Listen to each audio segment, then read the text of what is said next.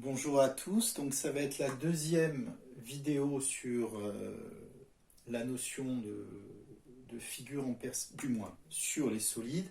Et là, on va représenter, par exemple, ce solide-là, que j'espère vous reconnaissez, qui a 6 faces, 12 arêtes, des faces rectangulaires 2 à 2, c'est la boîte de chaussures, entre guillemets, hein. C'est le pavé droit.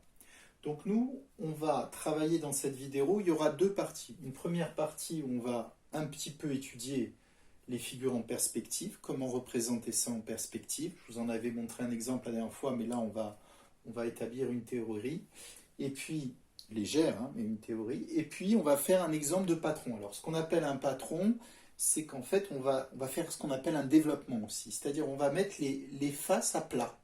Les 6 faces à plat, vous verrez tout à l'heure, je vais enlever la partie violette, et on va faire un exemple, voilà, et puis ça terminera la vidéo. Alors, la figure en perspective, donc le but ça va être par exemple, donc je vais traiter un exemple et vous aurez à le faire après sur un autre exemple. Imaginez, donc j'ai par exemple ceci, donc j'ai commencé,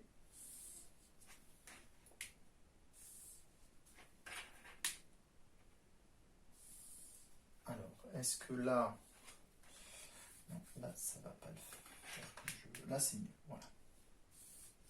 Je vais dessiner, j'ai commencé un dessin en perspective d'un pavé droit. Alors, comment terminer ce dessin en perspective? Alors, le dessin en perspective, il y a un certain nombre de règles. La première règle, vous n'oubliez pas, c'est ce qu'on avait dit la dernière fois, ce sont, alors, que, j'ai mis mon crayon, on va prendre du verre, les pointillés, d'abord, ce sont les faces qu'on ne voit pas, vous aviez un travail là-dessus, sont les, alors on va peindre les faces, excusez-moi, les arêtes non vues. Donc, c'est-à-dire qu'en pointillé, on mettra les arêtes non vues. Une autre règle qu'il ne faudra pas oublier, alors celle-là vous la connaissez, c'est pour ça que je la mets en premier, il y aura des arêtes en pointillé. En général, il y en aura 3.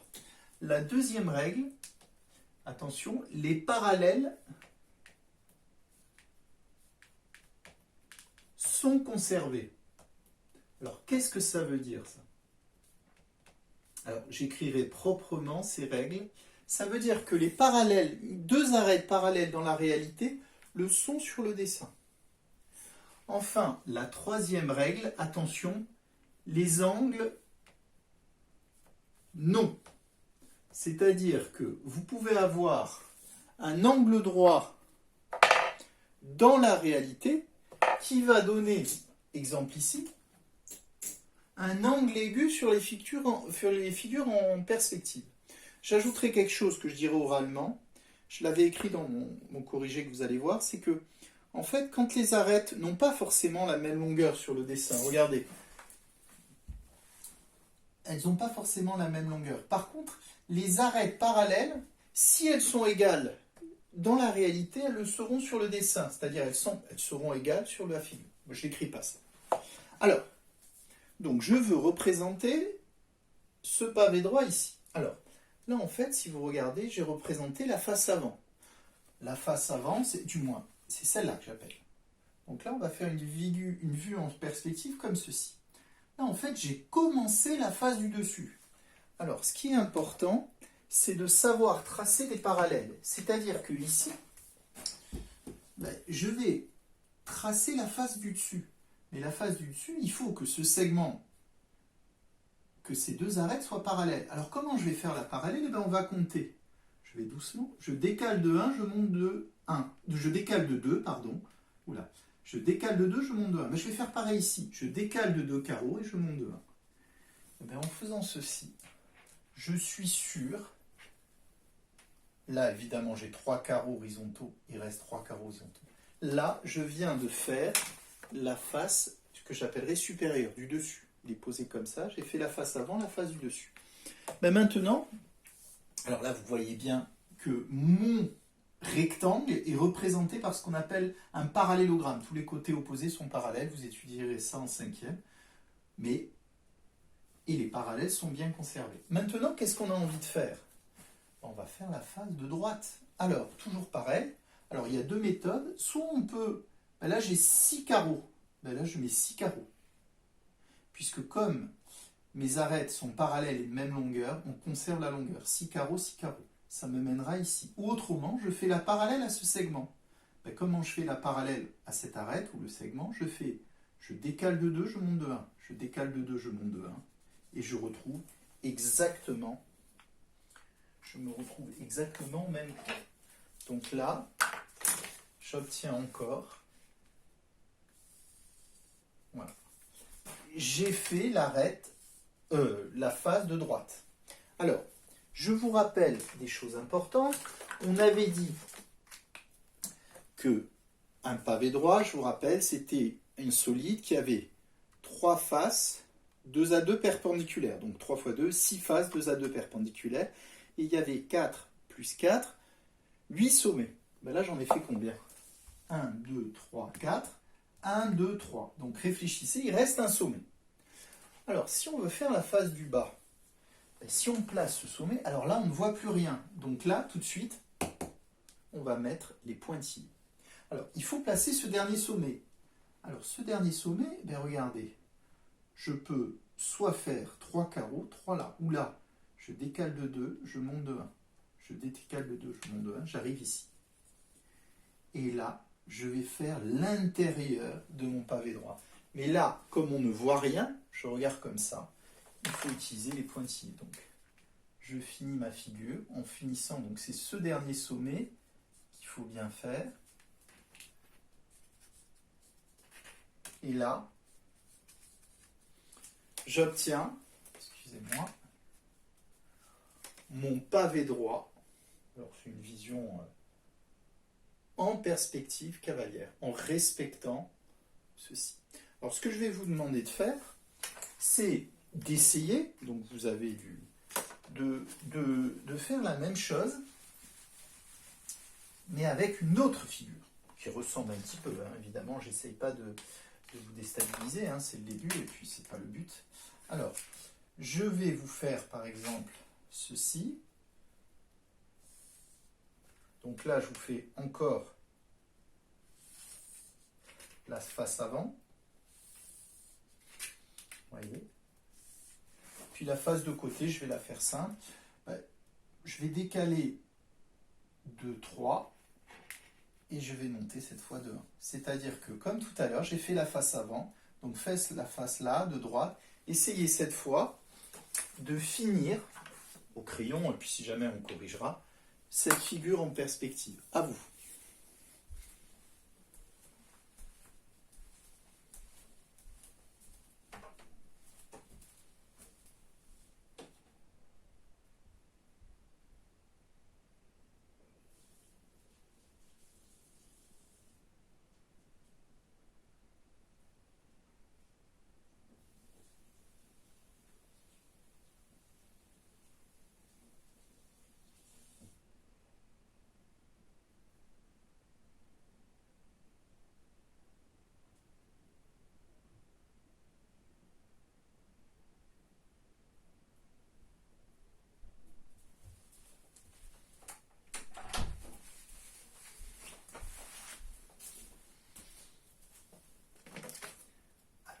N'hésitez pas à arrêter la vidéo, hein.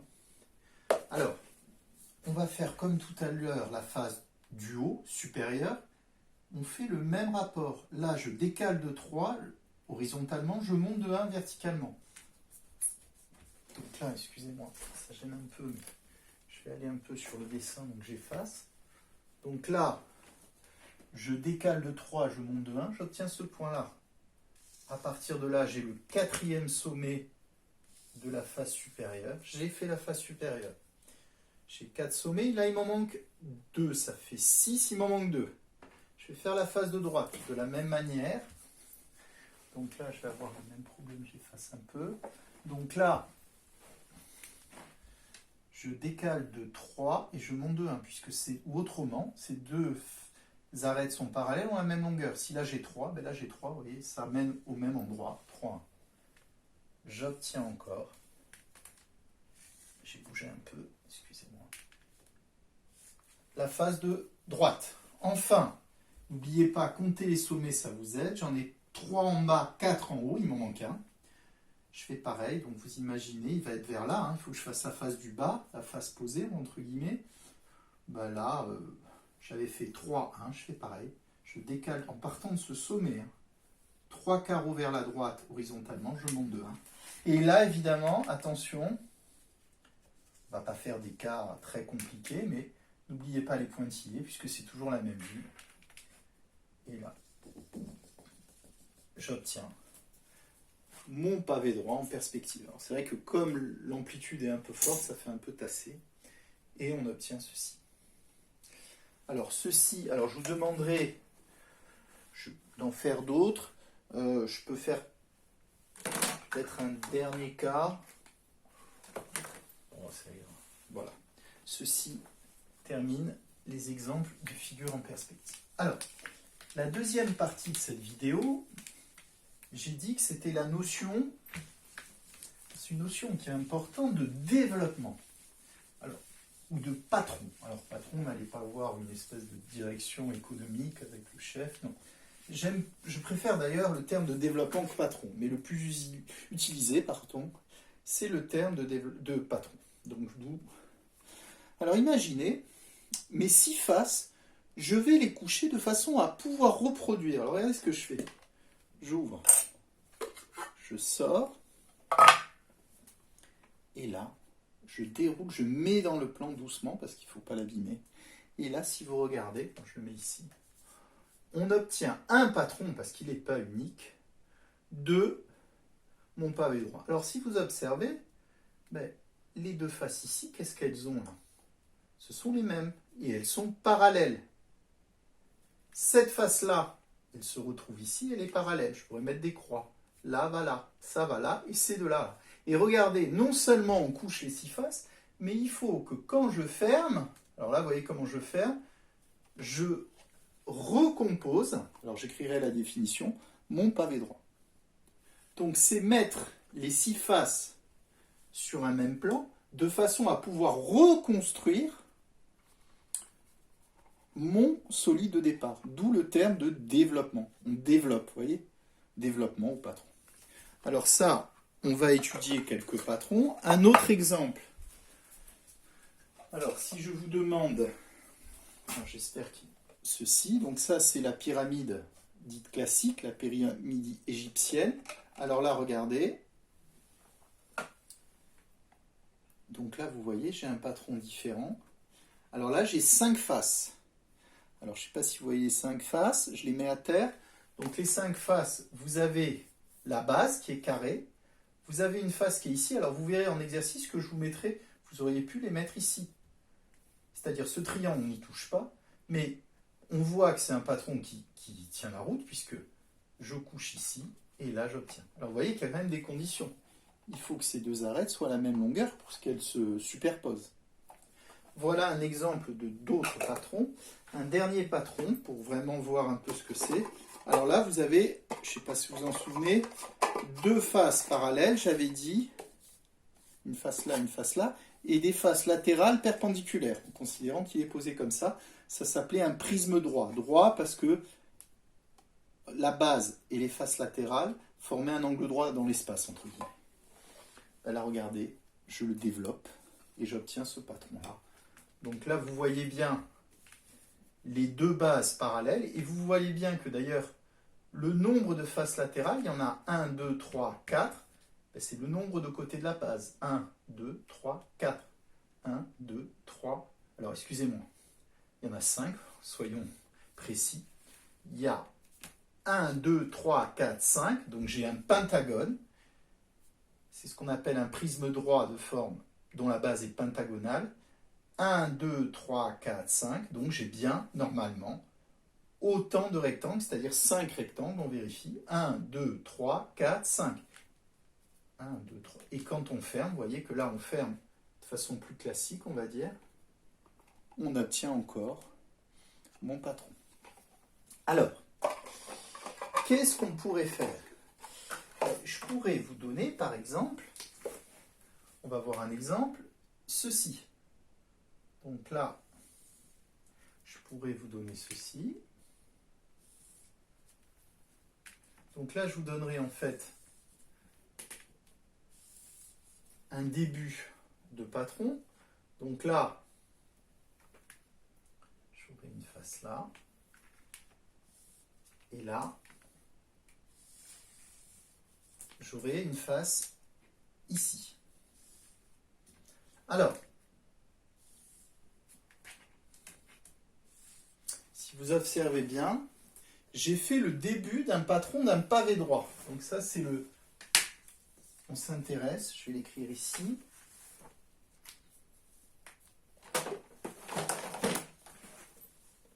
Donc ça, c'est le patron, développement, hein, je vous ai dit, d'un pavé droit. Alors,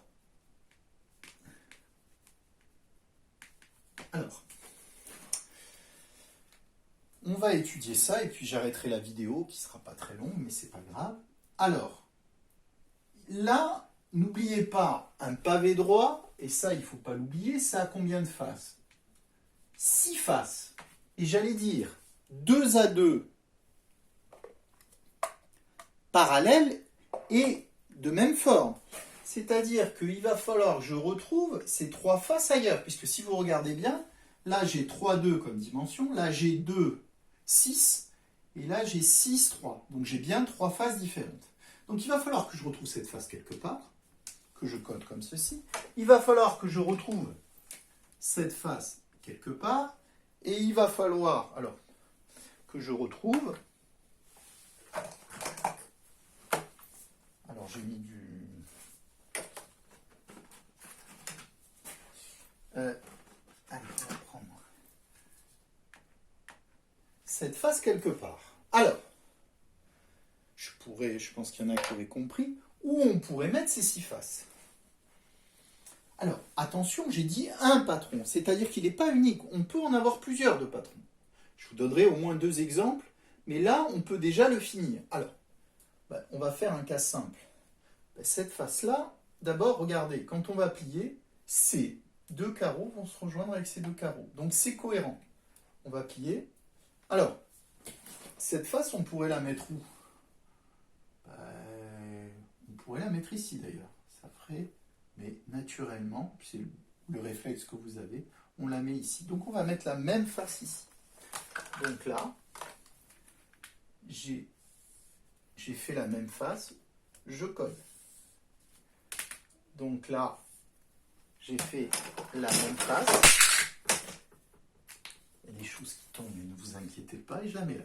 Alors j'aimerais, je vous laisse 2 minutes, que vous mettiez ces 2 faces quelque part pour compléter et terminer ce patron. Allez-y. De façon à pouvoir, à l'issue du patron du développement, le reconstruire. Mettez-les moi, où vous voulez, les 2 dernières faces.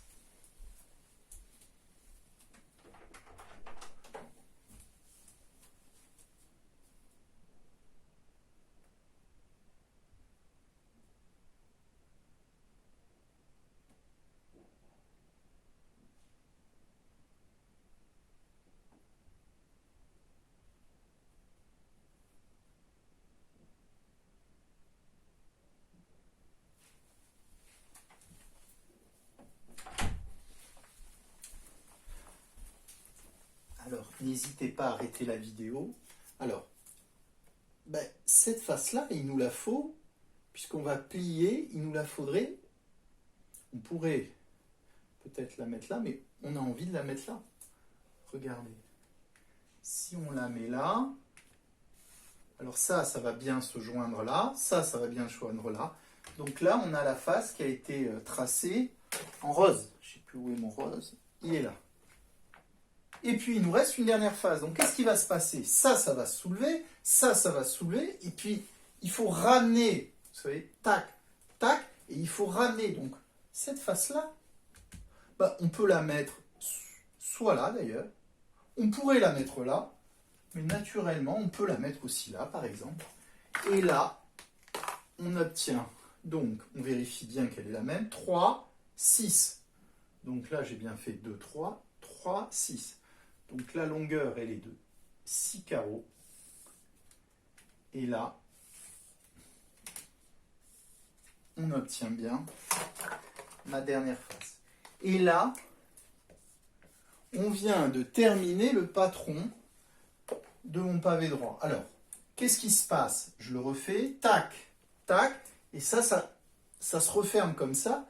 Alors, si on voulait voir, ben, ces 6 carreaux-là, ils vont aller où? Ben, ils vont aller là. Ces 6 carreaux-là, ils vont aller ici, il n'y a pas de problème. Ceux-là, ils vont aller là, ceux-là, ils vont aller là, et ceux-là, ils vont aller là. Donc, on obtient bien notre pavé droit. Alors, avant de finir, je vous donne juste, pour pas que j'ai 2 vidéos, parce qu'il ne faut pas que je dépasse, vous savez, les 23 minutes, autrement ça coupe. Juste un dernier exemple. Imaginez, j'ai une pyramide, on va faire classique, comme ceci. Une pyramide d'Égypte classique. Donc là, j'ai 5 faces. La base de forme carrée, et puis 5 triangles isocèles. Alors, 4 triangles, pardon, isocèles. Alors, exemple, là, je pourrais faire par exemple, là, ça serait ma base, qui est carrée, 4 carreaux, et je vous ai dit, ma pyramide a 5 faces. Donc là, j'en ai fait une, et il me reste les 4 triangles.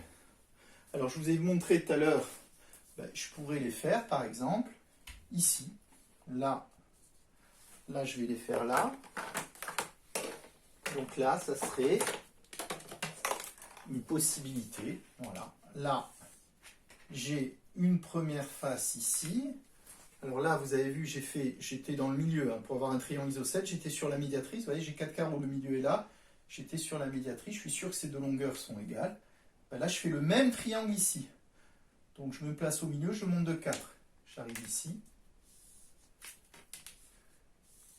Là, j'obtiendrai le même côté. Je me place au milieu, vous voyez, je suis monté de 4. Je monte de 4 ici. Et il me manque une dernière face. Je me place au milieu, je descends de 4. Et j'ai encore, alors il faut que je fasse bien le même codage, c'est toujours le même. Et j'obtiens ceci.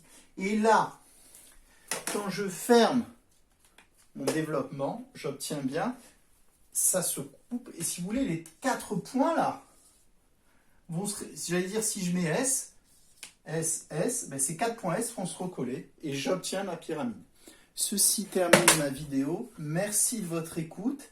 J'espère que vous allez bien. Continuez à travailler même si on est en juin. Au revoir et à bientôt.